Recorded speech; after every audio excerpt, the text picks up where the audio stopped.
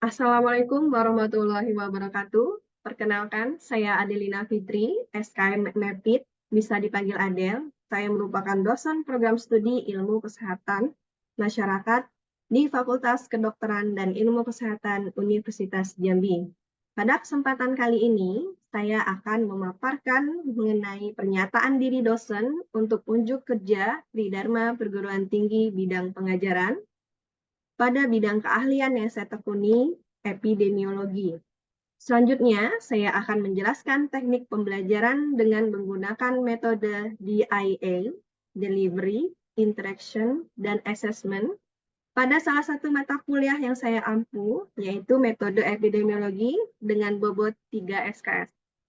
Sebelum saya memperlihatkan interaksi antara saya dan mahasiswa selama perkuliahan, saya akan menjelaskan terlebih dahulu mengenai deskripsi singkat, kemampuan yang diharapkan, materi pembelajaran, sistem pembelajaran, dan penilaian dari mata kuliah metode epidemiologi.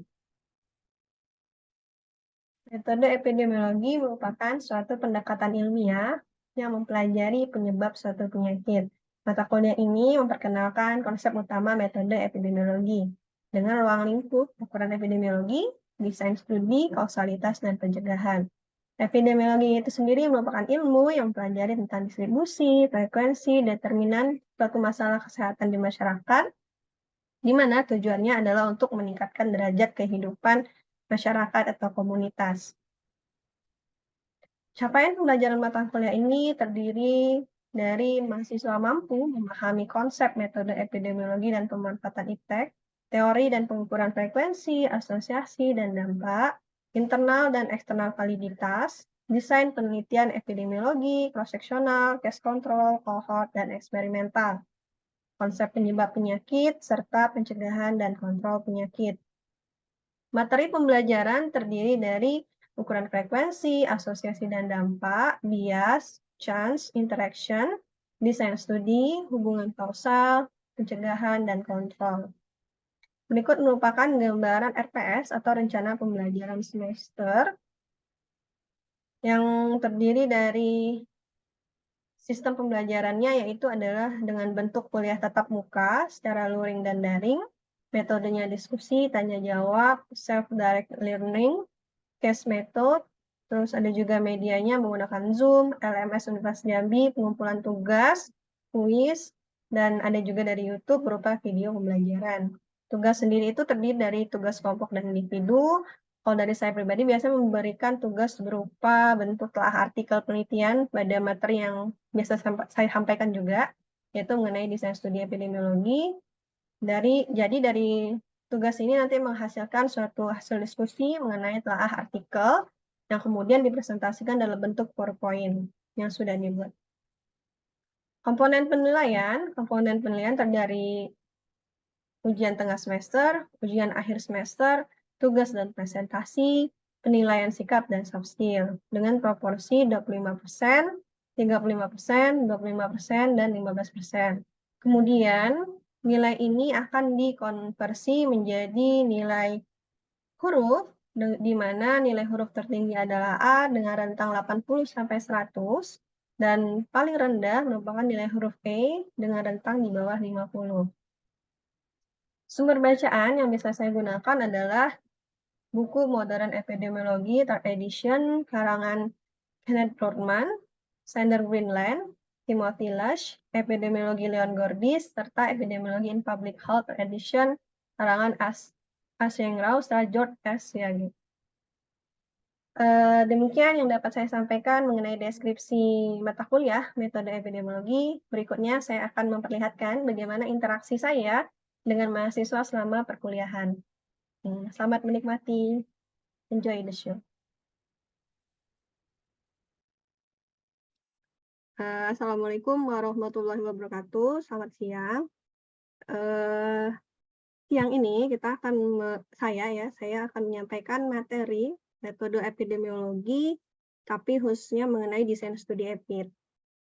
Nah, pada desain studi EPID ini kita akan mempelajari berbagai macam jenis studi dalam epidemiologi. Mungkin agak berbeda dengan metode penelitian biasa yang biasanya kalau metode penelitian itu ada nanti kuantitatif ataupun kualitatif.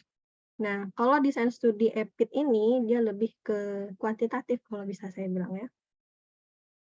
Nah, itu gambaran yang mau saya kasih desain studi EPID, bagaimana kita memilih nanti. Kita dimulai dulu dari penentuan kerangka teori, kerangka konsep, dan kemudian baru masuk ke desain studi, terus analisis yang mau dipilih seperti apa. Jadi saya izin share screen terlebih dahulu. Di sini kelihatan screen-nya dari PowerPoint. Kelihatan. Oke. Bentar ya.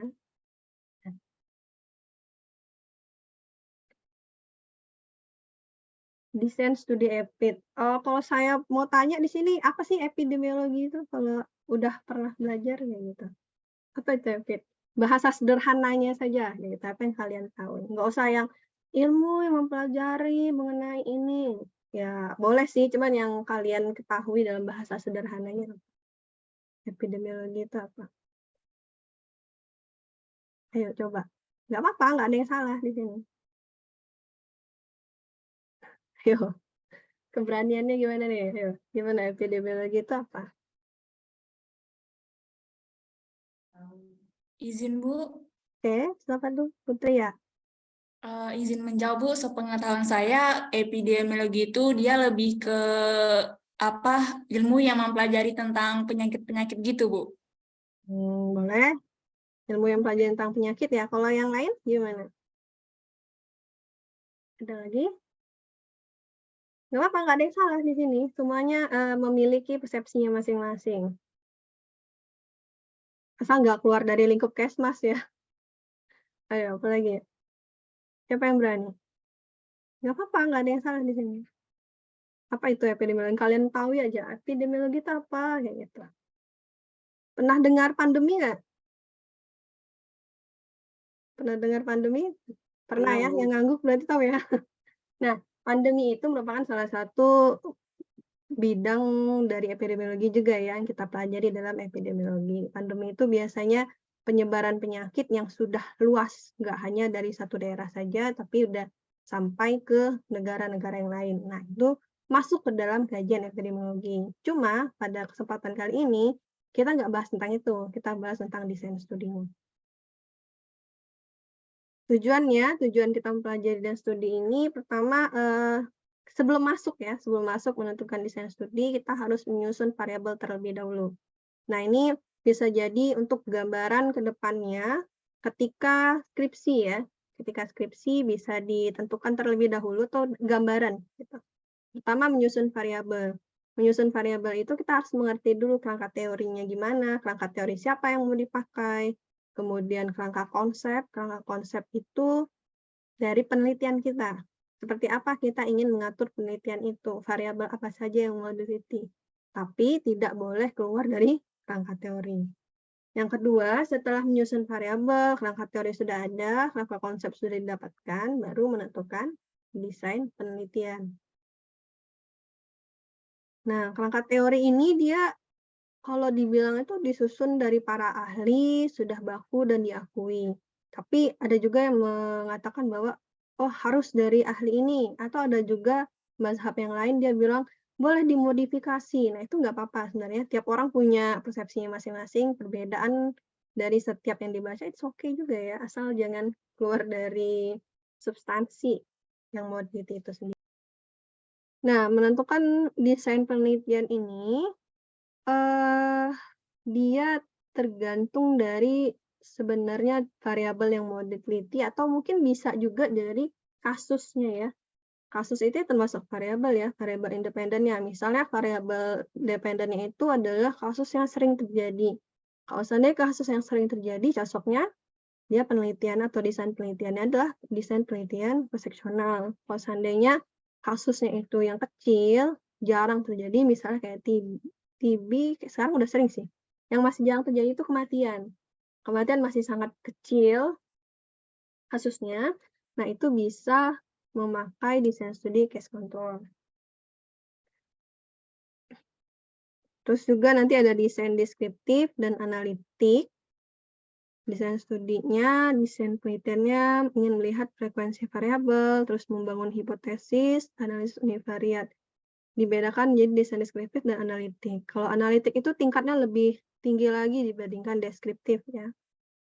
Analisisnya tidak lagi sampai univariat, tetapi sudah bivariat dan multivariat. Nah, tipe dari desain studi EPID itu dibagi menjadi 2 sebenarnya. Tapi ada juga lagi sih yang membagi nanti beda-beda, ada yang observasional, ada yang eksperimental, non eksperimental, terus nanti ada lagi yang membaginya observasional dan non observasional, ya tergantung buku yang dibaca nanti beda-beda gitu ya. Cuman desain studi EPID itu sendiri dia mempunyai tingkat kekuatan. Jadi semakin ke atas menurut piramida ini, tingkat kekuatan dia membuktikan sebab akibat itu paling tinggi. Misalnya, cross-sectional itu merupakan tingkatan paling rendah untuk membuktikan sebab akibat. Kemudian baru case control, cohort, dan yang paling atas adalah eksperimental. Nanti ada yang lagi yang paling tinggi dalam desain studi EPID itu adalah dia meta-analisis ya, atau systematic review yang didahului oleh systematic review. Tapi itu nanti aja dipelajari. Itu nice to know aja informasinya saya sampaikan tadi. Jadi sebagai gambaran, cross-sectional itu merupakan desain yang paling rendah ya, untuk membuktikan sebab akibat. Semakin kuat ya, semakin ke atas ya semakin kuat ya. Paling rendah itu adalah cross-sectional, dan paling kuat. Nah, cara menghitung RR itu sendiri, atau PR mungkin sudah dipelajari ya, di mata kuliah dasar EPID. RR-PR itu A dibagi A per B, dibagi C, dibagi C tambah D. Kalau R, AD per BC. Cuma ya harus dilihat lagi ya. Nanti jangan sampai ketika sudah cross-step nanti, misalnya di manajemen data udah cross-step, bingung ya. Lah kok kebalik-balik ya? Yang ini tidak sakit duluan, yang ini sakit, yang ini kok merokoknya kebalik-balik. Nah itu harus nanti di bagian manajemen data ya, tapi nggak sampai, cuma saya menyinggung saja di sini. Harus diperhatikan bagaimana codingnya nanti. Soalnya terkait lagi dengan desain studi ini yang menghasilkan OR, POR, RR maupun PR. Gitu. Jadi jangan sampai salah. Kita harus paham dulu. Kita melihat yang sakitnya dulu atau yang tidak sakit yang ingin kita nilai. Kalau seandainya yang sakit, berarti yang sakitnya didahulukan. Kalau seandainya yang tidak sakit, ya yang tidak sakitnya didahulukan. Kalau COVID misalnya, kita ingin melihat pengaruh orang yang merokok tapi dia nggak COVID. Berarti yang tidak COVID dulu. Kok aneh banget Bu penelitiannya, kita ingin melihat yang merokok tapi tidak COVID. Ya nggak apa-apa juga sebenarnya ya. Ya penelitian kan penelitian yang kalian yang melakukan. Tujuannya seperti apa ya itu dibebaskan ke kalian. Asal tadi jangan keluar dari kerangka teorinya, kerangka konsepnya. Nah, ini demikian materi yang saya sampaikan. Mungkin ada yang mau didiskusikan di sini? Atau mungkin, Bu, saya kurang ngerti bagian ini, tolong dijelaskan kembali, atau bagaimana? Silakan. Saya stop dulu ya, biar kita bisa diskusi. Gimana, ada yang mau didiskusikan, atau mungkin ditanyakan di sini mengenai materinya tadi? Izin bertanya, Bu. Boleh, silakan siapa? Fadil ya? Iya, Bu. Baik, perkenalkan nama saya Fadil Ginansya. Jadi di sini saya ingin bertanya, Bu. Jika kita dalam suatu penelitian itu kita ingin menggunakan dua desain penelitian, seperti desain penelitian yang kualitatif atau yang kuantitatif, itu apakah bisa, Bu? Lalu jika kita ingin menggunakan studi penelitian seperti cohort, cross-sectional, itu yang cocok untuk dalam suatu kasus yang besar, kasusnya itu banyak gitu, Bu. Namun kita memerlukan waktu yang cepat, itu kita menggunakan studi yang mana gitu, Bu. Terima kasih, Bu. Jadi, saya resume dulu ya. Pertama, bisa nggak sih menggunakan dua desain studi tadi, yang deskriptif sama analitik. Oke, terus kalau untuk kasus yang banyak tapi dalam jumlah besar, cocoknya pakai desain studi apa? Benar, ya.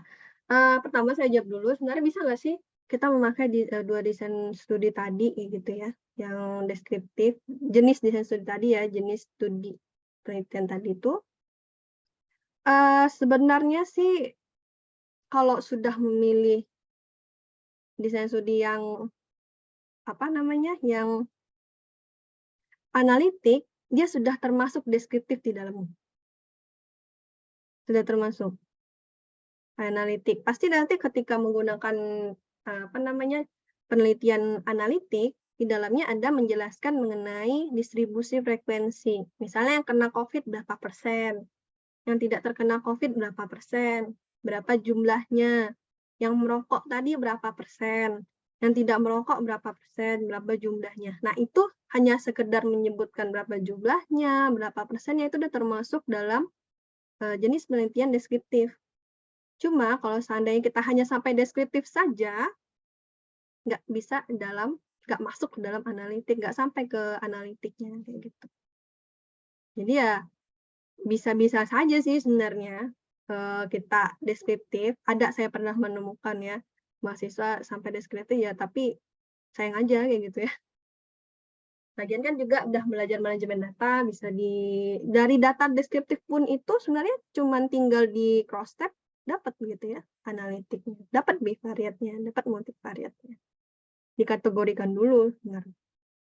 Terus kalau seandainya pertanyaan yang kedua tadi, bagaimana ketika kita ingin kasusnya besar, penelitian dengan kasus besar tapi sampel yang banyak, cocoknya apa? Kalau saran saya lebih baik cross sectional saja ya, kasus yang besar, kasus yang banyak, terus jumlah yang besar. Kayak SDKI, Riskesdas, itu dia jumlah sampelnya banyak sekali, memang lebih baik cross sectional kayak gitu. Sectional. Tapi kalau seandainya ingin cost control ya nggak cocok gitu ya. Cost control itu biasanya kasusnya sedikit dan jumlah sampelnya sedikit juga. Kenapa? Ya karena jumlah kasusnya aja itu misalnya kayak kasus apa ya kemarin tuh ya, TB di Puskesmas Putri Ayu tuh penelitian ada kakak tingkatnya. Dia kasus TB-nya aja itu cuma 40 gitu ya. Lah gimana kita mau meneliti menggunakan cross sectional? Kalau kita ingin menggunakan cross sectional, sampelnya harus besar sekali gitu ya. Sedangkan kasusnya itu sendiri aja cuma 40. Mungkin lebih cocoknya menggunakan case control. Kalau seandainya memang kasusnya banyak dan saya pengen sampelnya itu ada 1.000 Bu, mungkin. Saya pengen sampel ada 700, ya cocoknya pakai cross sectional. Kalau cohort bisa cuma lama ya. Cuma lama kita menunggu outcome-nya atau penyakit itu terjadi. Gitu, Fadil. Mungkin ada yang mau tanya lagi? Ada yang mau dibantah mungkin atau mau didiskusikan? Jika kasusnya besar, Nah, jumlahnya banyak, cuman kita ingin memerlukan waktunya itu cepat, berarti tetap pakai cross sectional ya Bu? iya disarankan memang cross sectional. Kalau cohort misalnya ya, kalau cohort kita pakai itu waktunya lama. Kalau case control dia tidak memenuhi syarat nanti OR-nya. OR-nya tuh bisa jadi overestimate ya. Menjelaskannya ketika kita dalam sampel yang besar, terus kasus yang besar. Overestimate misalnya kayak OR-nya itu seharusnya atau resikonya itu seharusnya cuma 2. Misalnya kayak perilaku merokok itu menyebabkan COVID sebesar 2 kali. Itu kalau sampelnya sedikit misalnya ya, dia valid tuh 2 kali. Tapi sampelnya banyak, kita pakai case control bisa dia 4 kali atau bahkan 6 kali perilaku merokok itu menyebabkan COVID. Gitu. Jadi memang penentuan desain studi harus hati-hati juga, diperhatikan jumlah, kayak tadi ya, syaratnya itu apa, jumlah kasusnya sedikit kah, banyak kah, terus nanti dikaitkan dengan asosiasinya juga, gitu. Soalnya kan ya sayang saja ya sudah meneliti capek-capek, ternyata kita salah gitu dalam melakukan interpretasi. Atau lebay kayak gitu ya, interpretasi OR-nya atau ER-nya atau POR-nya. Gimana Fadil? Baik Bu, sudah menjawab. Terima kasih Bu. Oke, terima kasih Fadil. Ada lagi yang mau ini didiskusikan atau mungkin ditanyakan? Izin Bu. Oke, Santa, silakan Santa. Saya izin bertanya terkait penjelasan Ibu tadi ya. Boleh. Di sini Ibu bilang cross sectional itu waktunya lebih singkat, sedangkan cohort itu waktunya kan lebih lama. Nah, kenapa di penjelasan tadi disebut cohort itu lebih baik daripada cross sectional gitu, Bu? Terus yang kedua, Hmm. dari saya pernah mengikuti sidang cutting gitu, Bu. Jadi cutting itu menggunakan kerangka teori studi epidemiologi. Nah, terus dosen pengujinya itu bilang, kamu tuh tidurnya nggak cocok menggunakan kerangka teori studi epidemiologi. Nah, itu ada nggak sih acuannya untuk menggunakan kerangka teori studi epidemiologi itu sendiri, Bu? Terima kasih, Bu. Oke. Saya rangkum ya. Pertama pertanyaannya, cross-sectional itu dilaksanakan dengan waktu yang singkat, tapi kenapa cohort yang paling bisa menjelaskan sebab terjadi dahulu dibanding akibat gitu. Lebih baik lah gitu ya tingkatnya ya dibanding cross-sectional. Terus terkait dengan kerangka teori.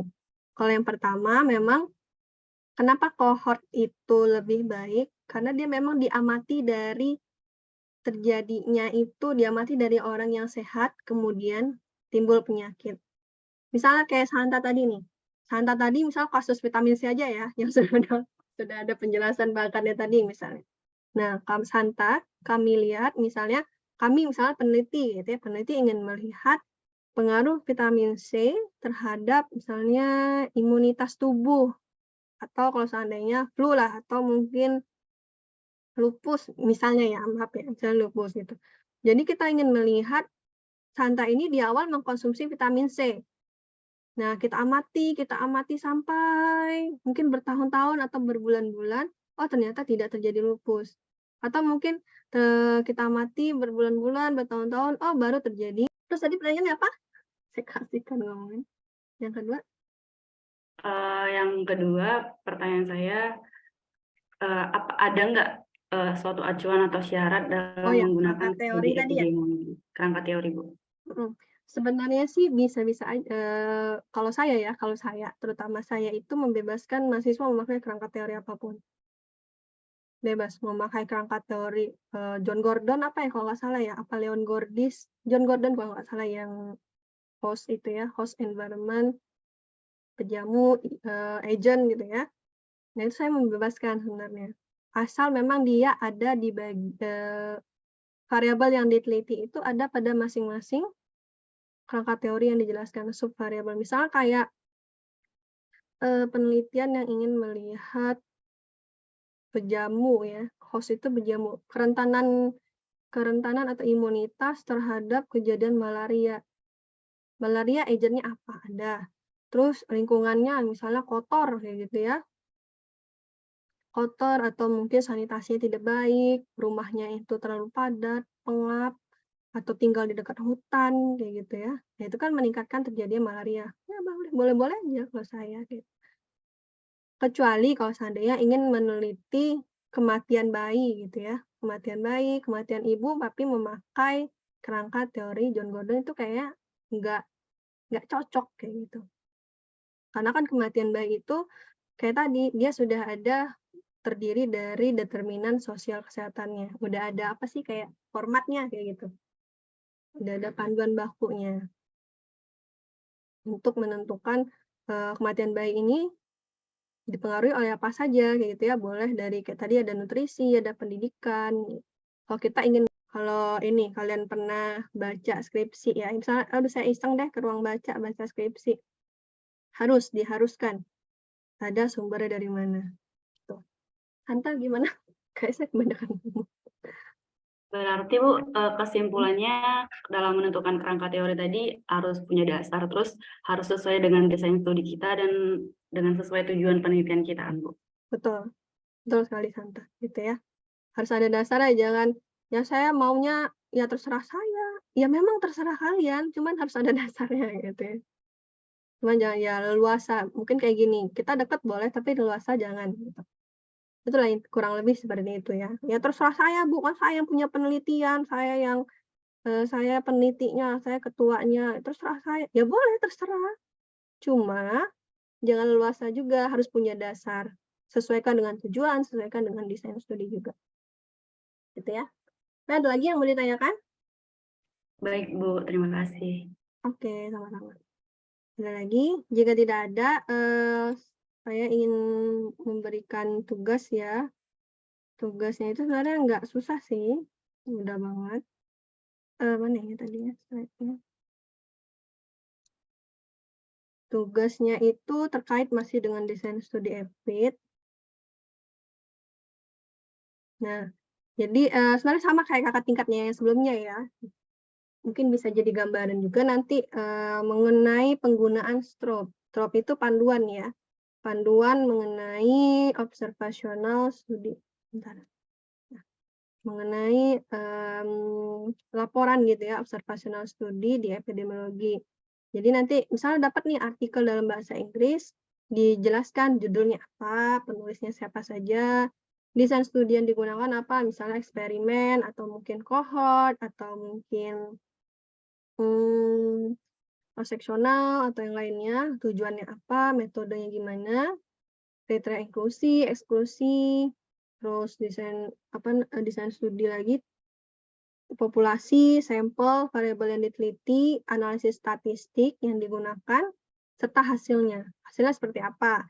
Jumlah sampel akhir yang masuk dalam penelitian atau sampai ke analisis data berapa, terus hasil utama penelitian dan kesimpulan. Atau mungkin nanti ada yang namanya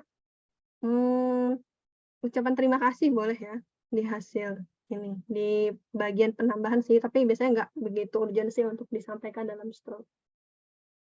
Terus lakukan dalam kelompok yang masing-masing terdiri 4 orang. Nanti saya serahkan saja kepada si pennya, gimana cara membaginya senyamannya saja. Terus buat dalam PPT dan dipresentasikan di pertemuan selanjutnya. Dalam minggu depan ya. Terus PPT silakan diupload di e-learning Menja biar bisa saya nilai. Jadi nggak ada lagi yang namanya melalui WA ya. Karena WA itu sebenarnya bersifat pribadi menurut saya ya. Nah itu Stroke-nya itu juga akan mungkin saya lihatin aja dulu ya, atau saya kirimkan nanti di e-learning juga, gitu ya. Mungkin saya lihatin sebentar ya stroke-nya, gambaran bagaimana stroke itu sendiri. Sebentar.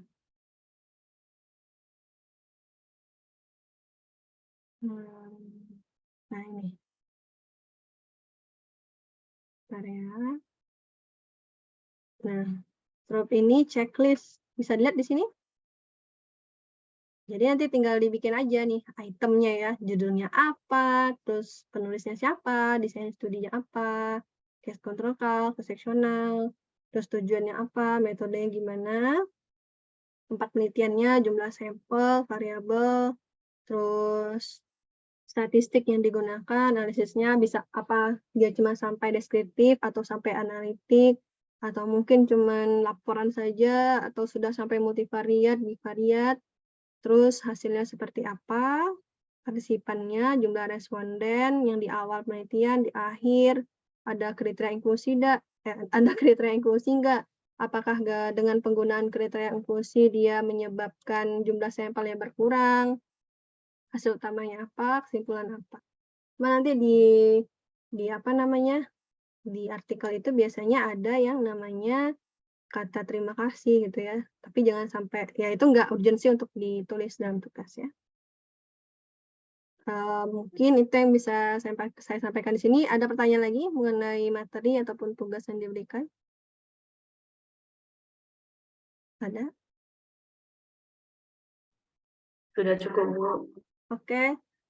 Kalau sudah cukup, saya akhiri ya. Sampai di sini. Terima kasih sudah ikut kelas yang ini. Selamat siang.